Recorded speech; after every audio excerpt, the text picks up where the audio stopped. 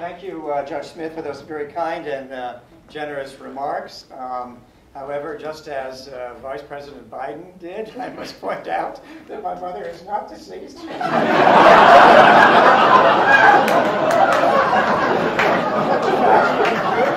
fact, if she would get a video, she may be shocked into passing on.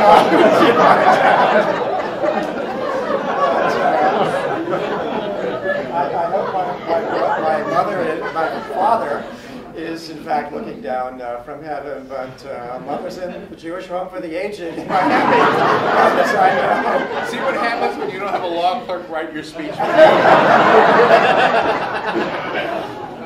But I must say I am extremely pleased, Judge Smith, that you didn't work your magic tricks and cause the portrait to disappear, because the Bar Association will tell you it wasn't cheap. And I want to thank also Steve Holman, the president of the Bar Association, for his very kind words as well, and for going into to some degree about the portrait. I thought he could have added that I also look like a stud muffin, but it's the robe. It's the robe. That's what it is. And again, the very generous remarks of the Chief Judge.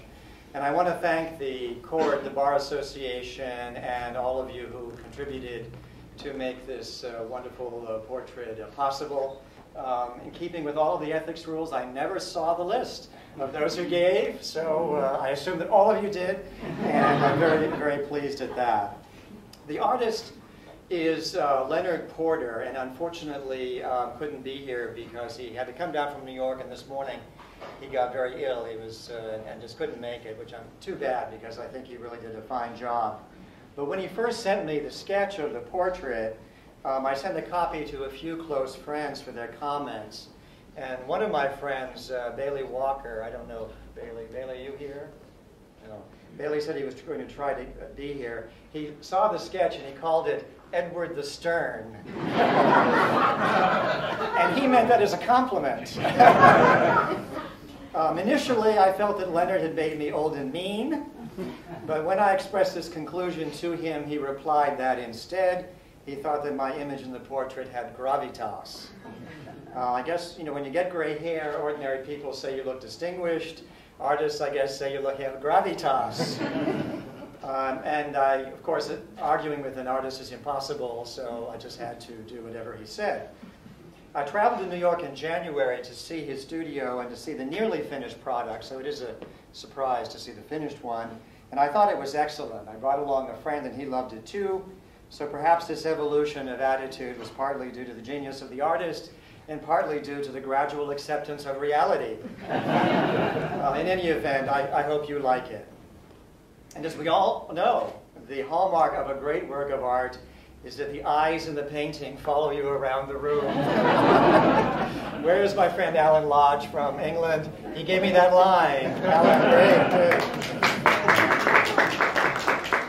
As with the many other portraits here at the court, there are some symbols in this one that represent aspects of my background that are important to me.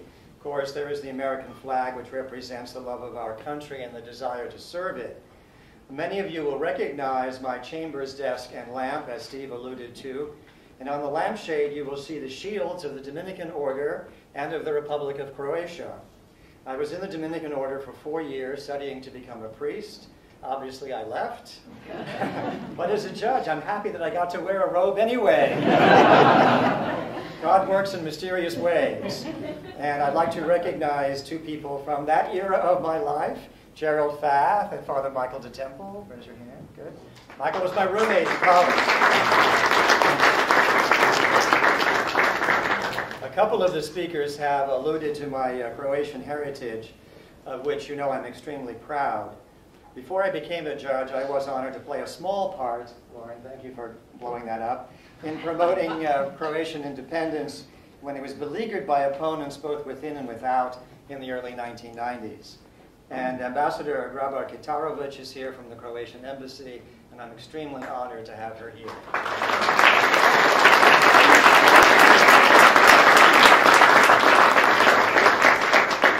And now to my parents. My parents, of course, were instrumental in forming my values It's customary today to blame all of one's problems on one's parents. I will depart from that usual practice by allowing them to take credit for all of my good habits and for blaming myself for all of my bad ones. Mom, you'll be happy to hear that. Unfortunately, my father passed on in 2007. My mother, who's 95, couldn't make the trip from Miami. But I'm pleased that my sister, Joan Harper, and my brother-in-law, Alan Harper, were able to make it. From my immediate family, where are you? Yes, here we are.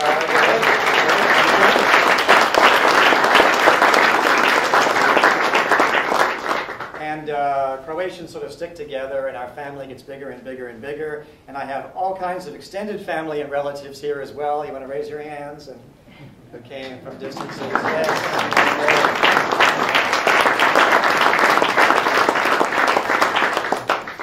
Okay, getting back to the portrait. On the desk, you will see some books. One is a volume of the reports of the Court of Federal Claims, and one is a book on intellectual property. These do not need explanation, I feel, other than to say that the volume of reports is dated 2005, when I had the privilege to preside as Chief Judge at the Court's sesquicentennial celebration. So everything is very well thought out here.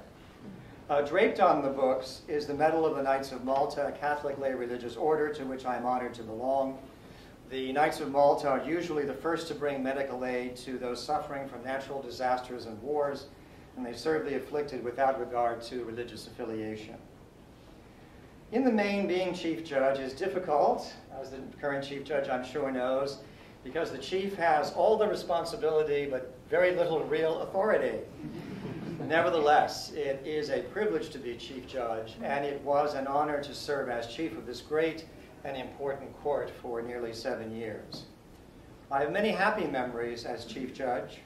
Perhaps I'm fondest of the close relationship with the Court's Bar Association, which I enjoyed. I count many members of the Bar Association as my personal friends. I hope to create an atmosphere of candor and mutual respect, and to involve the Bar Association and the Advisory Council very deeply in the improvement of the court, and perhaps I succeeded to some degree. Again, I'm grateful to the court, the Bar Association, and to all of you for making this occasion possible. I also want to thank all of my law clerks and judicial assistants who served me so faithfully over the years and who continue to do so. Would you all raise your hands just to see that you're in great numbers?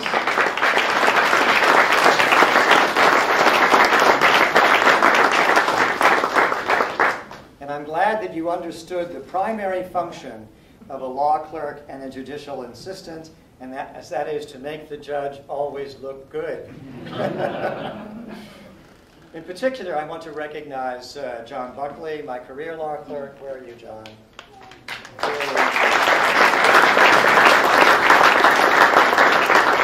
As you know, he was my former law clerk, my former chief of staff, and the former acting clerk of the court.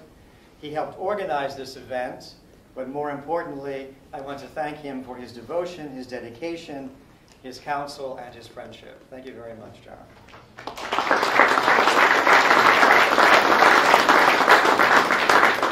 Now that sweet phrase, in conclusion. Portrait unveilings have been compared to funerals at which the deceased gets to speak. But I want to assure you that I look forward to continuing my work on the court and continuing my relationship with the Bar Association members and with all of you, but on one condition, that is that none of you ever tells me that I have gravitas. Thank you for this occasion. Thanks to everyone here for coming and making it a joyous one for me and for everybody else. And now let's enjoy the reception. Thank you very much.